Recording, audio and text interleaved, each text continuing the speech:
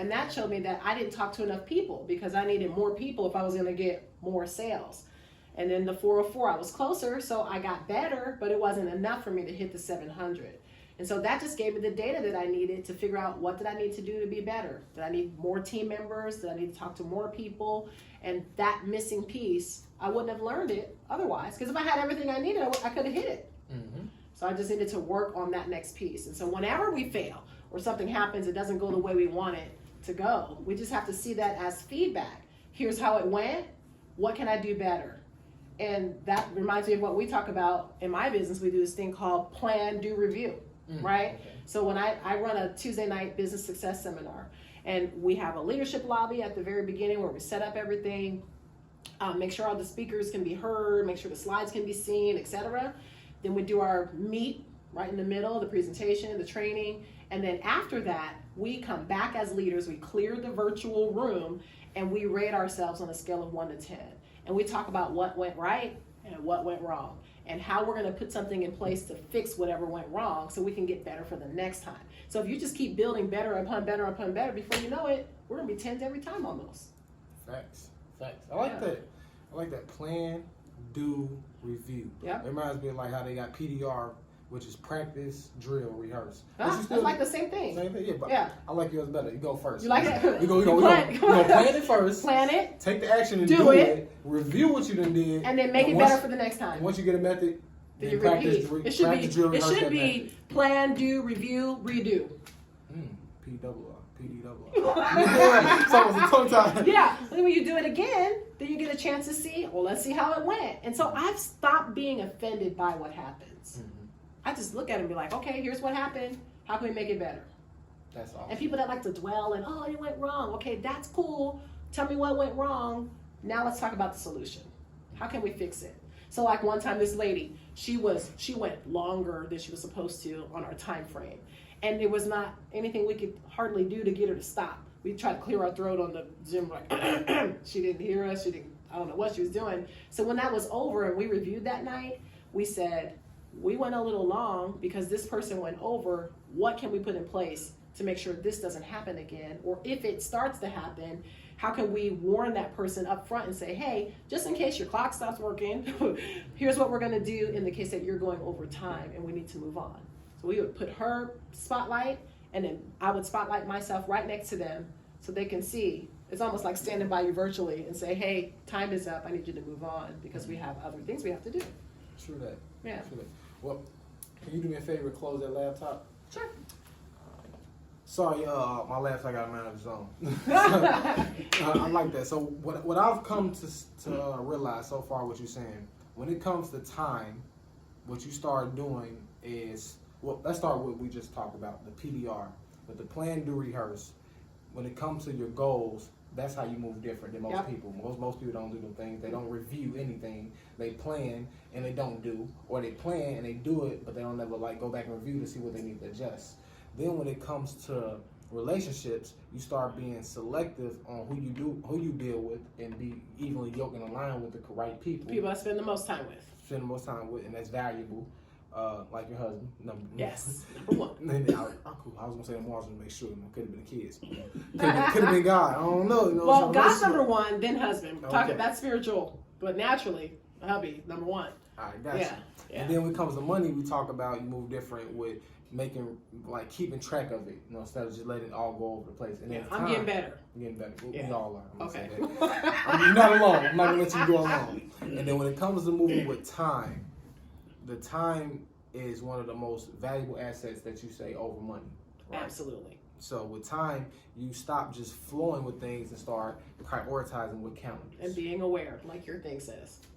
Sharpen your awareness. And a better way to sharpen awareness, you highlighted your awareness, right? You gave colors. Oh yeah, I have color codes for my calendar. Yeah, I use green for income producing activities like calls, presentations, follow-ups. That's all green in my calendar. So at a glance, I can look at it and see how much green activity I'm doing to bring in the money. And my best months had a lot of green in them. Then I have purple for church stuff and spiritual things. I have blue for leadership. I use yellow for fun.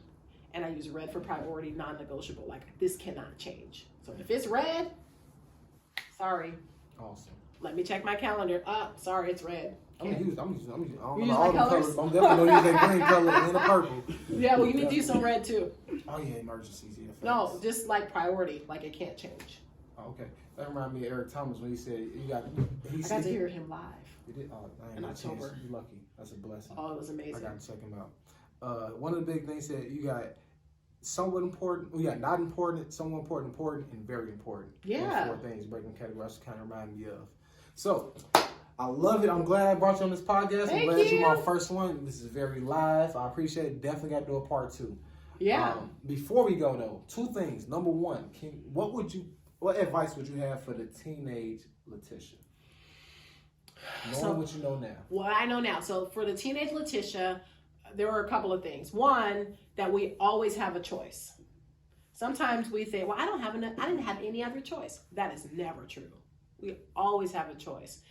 2, I would say, take responsibility for my actions. Never blame anybody else.